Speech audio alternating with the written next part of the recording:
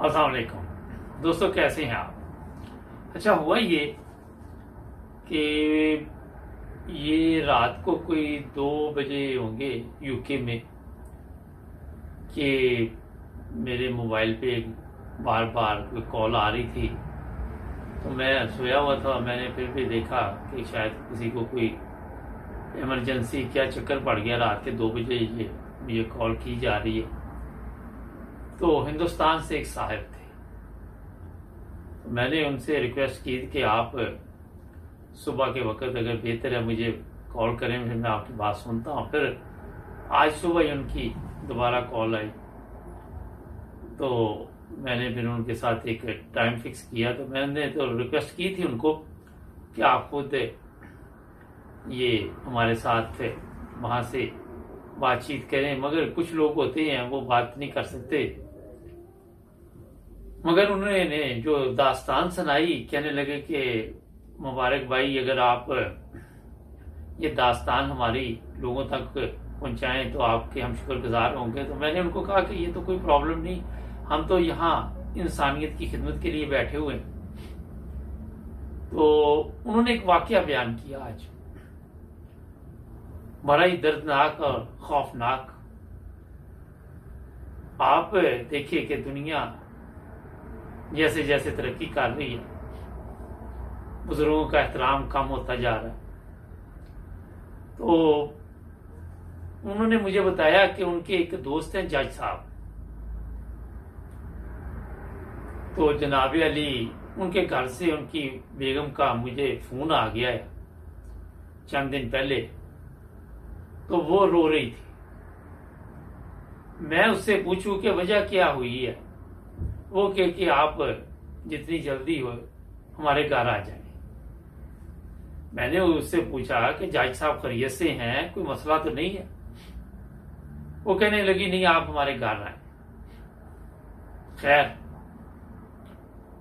मैं उसी वक्त तैयार हुआ, वो बता रहा है, तो मैं उनके घर चला गया। जब मैं वहां पहुंचा तो जज साहब खामोश बैठे हुए थे। एक तरफ उनकी बेटी 8 साल की थी, वो बैठी हुई थी। बेटा था 10-12 साल का, वो भी बैठा हुआ। घर में बिल्कुल खामोशी, और उनकी मिसेस खामोश भी ना, रोती जाए। फिर मैंने उनको उनकी मिसेस को पानी शानी पिलाया और पूछा हुआ क्या। वो कहने लगी कि मुझे इन्होंने तलाक लिख दी है, और ये हाथ में उनके पेपर पकड़ा हुआ है। तो ये कहते हैं मैंने आपको तलाक दे देनी है। मैंने बड़ी परेशानी बनी कि ये तो एक अच्छी फैमिली है, खाते पीते लोग हैं, किसी चीज की कमी नहीं है, हर चीज इनके पास है, नौकर चाकर। मैंने फिर वहां देखा दूसरी तरफ, वो कह रहा कि एक नौकर बैठा हुआ था। मैंने उसको बुलाया तो वो कहने लगा मेरे इल्म में भी नहीं, क्या माजरा है। मगर उस नौकर को पता था। अब मैंने जज साहब को बार बार, वो कहने लगा, दरख्वास्त की कि आप बताएं मामला क्या है, मैं आपकी क्या मदद करूं। मगर जज साहब खामोश रहे। फिर मैंने वो नौकर को कहा कि ऐसा करो कि चाय बनाओ, और मैं फिर जज साहब को लेकर दूसरे कमरे में आ गया। और वहां बैठकर मैंने उनसे फिर पूछा, चाय जब उन्होंने पी तो उन्होंने कहा कि मैं 2 दिन हो गए मैंने कुछ खाया नहीं। मैंने जब उनसे पूछा कि आपकी अम्मी किधर है, तो वो ऊंची ऊंची उन्होंने रोना शुरू कर दिया, और वो खामोशी ना जज साहब। बेहद इसरार पर बड़ी मुश्किल से उनसे फिर मैंने आराम से उनको कहा कि पहले सुकून में आ जाएं, फिर बताएं कि क्या मामला क्या है। तो आपकी वालदा नजर नहीं आ रही घर में। वो कहने लगे कि मैं अदालत में गया हुआ था, तो जब से मेरी शादी हुई मैंने बड़ी कोशिश की हालात ठीक हो जाएं, आज ये नौबत ना आती तलाक की। थोड़ा सा उन्होंने पीछे का जो बैकग्राउंड बताई कि क्या हालात थे, पहले मैं बता देता हूं, फिर वहीं से शुरू करते हैं। वो कहने लगे कि मैं अपनी बीवी को समझाता रहा कि ये मेरी वालदा है, इसकी खिदमत करो, लेकिन उसने खिदमत तो दूर की बात है, मेरी वालदा से बात भी नहीं करनी। जब बच्चे पैदा हुए तो बच्चों को भी वालदा से दूर कर दिया। 10-12 साल से मैं ये कोशिश में लगा हुआ था कि किसी तरह ये आपस में ऐसे हालात घर में हो जाएं कि ये मेरी वालदा का कम से कम चले, खाना पकाना तो हर चीज तो नौकरों ने करना होता है, चले थोड़ी बहुत ही बातचीत कर लिया करें। और फिर जाई साहब रोने शुरू कर दिया उन्होंने। मैंने कहा अब है किधर वो जनाब उन्होंने बताया कि मैं अदालत में था, तो पीछे से इन्होंने मेरी वालदा को वहां अनाथ आश्रम जो होता है वहां भिजवा दिया, जैसे ईदी सेंटर नहीं बने हुए पाकिस्तान, ओल्ड होम। और मैं जब घर में आया तो मैंने पूछा वालदा किधर है, तो इन्होंने कहा जी वो उनको हमने वहां भिजवा दिया, तो मुलाजिम वहां छोड़ आया था। कहते मैं 2 दिन से खाना नहीं खा सका। वो जज साहब कहने लगे कि मैंने आज इसलिए इनको तलाक लिख के दे दी है कि ये आज़ादी से जिंदगी गुजारें, आज़ाद रहें, जो इनका दिल चाहे वो करें। और मैं ये बयान करूं आपको कि मैं 2 साल का था या थोड़ी उम्र ज्यादा थी जब मेरे वालिद वफात पा गए। जज साहब फरमाने लगे, मेरी वालदा ने लोगों के घरों में काम करना शुरू किया, क्योंकि हमारे पास अखराजात पूरे करने के लिए पैसे नहीं होते थे। और वालदा ने कहा मैं चाहती हूं मेरा बेटा पढ़ लिख जाए। कहते एक दिन ऐसा भी आया कि वालदा को बड़ी मुश्किल, ये मैंने उनसे ये कहानी सुनी, वालदा को बुखार था। तो मैंने जब उनको चेक किया तो मैंने कहा कि आपको तो बुखार है, तो वो कहने लगी नहीं बेटा मैं अभी किचन से आई हूं, उस वजह से शायद मेरा जिस्म जो है वो गर्म है। वो कहने लगे कि मैंने कहा कि मैं कोई हल्की फुल्की कोई नौकरी कर लेता। उन्होंने कहा नहीं, आपको मैं चाहती हूं कि आप जज बने, उन लोगों के फैसले करें, लोगों को इंसाफ दिलवाएं।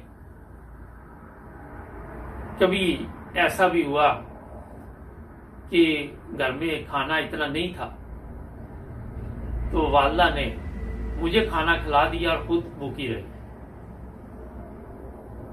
और जैसे जैसे मैं कामयाब होता, मेरी वालदा के चेहरे पे खुशी ऐसी थी जैसे कोई फूल खिल रहा है। और मैं अपनी वालदा को देख के बड़ा खुश होता, मगर मुझे ये दुख रहता कि मेरी वालदा सुबह निकलती है, मुख्तलिफ घरों में बर्तन, सफाइयाँ और जो भी वहां पे घरों के काम होते वो करके जब घर आती है, तो मैं भी यूनिवर्सिटी या कॉलेज से आता था, मगर जब वो मुझे देखती थी तो उसकी थकावट दूर हो जाती थी। फिर जज साहब फिर रोना शुरू कर दिया। जज साहब ने कि आज मैं इस काबिल भी नहीं हूं कि जिस वालदा ने मुझे जज बनाया, पैदा किया, अच्छा खाना खिलाया, खुद भूखी रही, अच्छा पहनाया, तो मैं उस वालदा के लिए कुछ भी ना कर सका। और 2 दिन से मैंने कुछ खाया नहीं। मैंने इन लोगों को इसलिए आजाद छोड़ दिया कि ये अपनी जिंदगी जिए। अगर मैं अपनी वालदा का नहीं हो सका तो इन लोगों का कहां से। और ये दास्तान सुनकर मेरा दोस्त जिसने मुझे फोन सुबह किया, उसने कहा कि मेरे पे जो गुजरी आप सोच नहीं सकते। उनके घर के हालात, हर चीज उनके घर में, कोई ऐसी चीज कहता है मेरे ख्याल में नहीं कि कोई कमी पेशी हो उनके घर में। नौकर चाकर, ज़्यादा इंडिया पाकिस्तान में आपको ही पता है चर्चा साथ की जिंदगी जो होती है वो कैसी होती है। खैर, मुझे भी बहुत कहता तकलीफ हुई। मैंने उन सबको इकट्ठा बिठाया और उनसे ये दरख्वास्त की कि ये जज साहब की जो तकलीफ है, आपको ये सोचना चाहिए था, पहले आपको इस चीज का ख्याल रखना चाहिए था। मुझे भी गुस्सा कहता आ गया। मैंने भाभी जान से कहा कि आज अगर वो तलाक लेके आपको पेपर देने की कोशिश कर रहे हैं तो आपको ये चीजें पहले ख्याल करना चाहिए थी।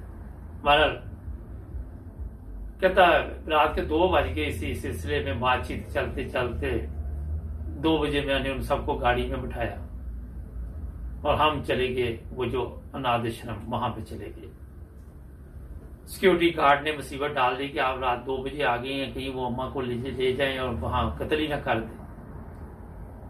उसको कहा नहीं भाई, ये ऐसा मामला नहीं है, ये जज साहब है और ये अपनी वालदा को लेने आए। तो वो आगे से उसने भी तंजिया कह दिया कि ये जज है जो अपने घर में इंसाफ नहीं कर सका, ये अदालत में किस तरह का इंसाफ करेगा।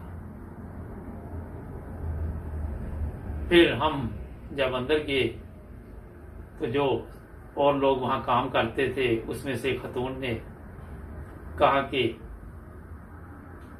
आप आधी रात को आ गए हैं, इतना कौन सा मसला था, सुबह आ जाते। लेकिन हमारे इसरार पर जब वो जज साहब को और मुझे और सबको कहता कि वहां लेके गए जहां पे वो वालदा थी, एक कमरे में और भी खवातीन थी, और वहीं पे जज साहब कहने लगे, और वो मेरा दोस्त कहने लगा जज साहब की वालदा जो है वहां पे लेटी हुई थी और जज साहब की तस्वीर उसने और बच्चों की तस्वीर और बहू की तस्वीर वो सीने से लगाई हुई थी, वो सोई हुई थी वहां। बाकी कहता हम तो खामोश रह गए, मगर जज साहब वालदा के गले लगे और बहुत रोए। इनकी आवाज सुन के और भी बूढ़े लोग वहां इकट्ठे हो गए। उन्होंने पूछा क्या हुआ, जब उनको पता चला ये मामला है थोड़ा बता, तो वो भी जज साहब को हसरत की निगाह से देखते रहे कि ये किस तरह का बेटा है। वो कहने लगा, फिर हमने जब उनको वहां से कहा कि हम इनको लेके जाना चाहते हैं, तो उन्होंने कहा कोई गारंटी दें कि इनको कोई नुकसान नहीं होगा। आज कहता मैं सोच रहा था कि एक मां को लेने जो उसका बेटा आया और जज है, उसको भी गारंटी की जरूरत पड़ रही है। फिर हम लोग गाड़ी में लेके तो उनको घर आ गए। मगर जो बात बताने वाली है वो ये है कि जज साहब की बीवी को उस वक्त एहसास हुआ कि मेरी खुशियां जज साहब की वालदा की खिदमत में ही है। अगर मैं इनकी खिदमत करूंगी तो इसी से मेरे मियाँ भी खुश होंगे, मेरे घर की रौनक भी बहाल रहेगी, मेरे बच्चों को भी सुकून मिलेगा। कल को हमने भी बूढ़े होना है। और ये उस दिन मेरे जो वाकया उसने बताया गुजरा, वो मैंने आपको बयान किया। वो कहने लगा फिर मैं अपने घर आ गया और अब उनकी वाइफ उसने जज साहब की ने माजरत की और रात दिन उनकी खिदमत भी कर रही है, बच्चे भी उनके साथ हैं। नाज़रीन, ये वाकया जो हमें हिंदुस्तान से मिला था, इसका बयान करने का मकसद आपको समझ आ गया होगा। अब इसमें मेरा ख्याल है कि कोई मुझे समझाने की जरूरत नहीं है।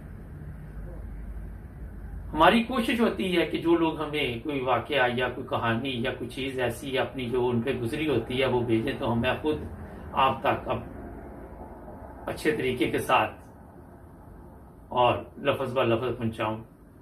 उम्मीद है आज का ये वाकया भी आप लोगों में से बेशुमार लोग कुछ ना कुछ इससे सीखेंगे। हमारे चैनल को सब्सक्राइब करें, जुड़े रहें 9 टीवी के साथ। मिलेंगे कल नए प्रोग्राम में, और अपना ख्याल रखें, इर्द गिर्द ख्याल रखें। अल्लाह।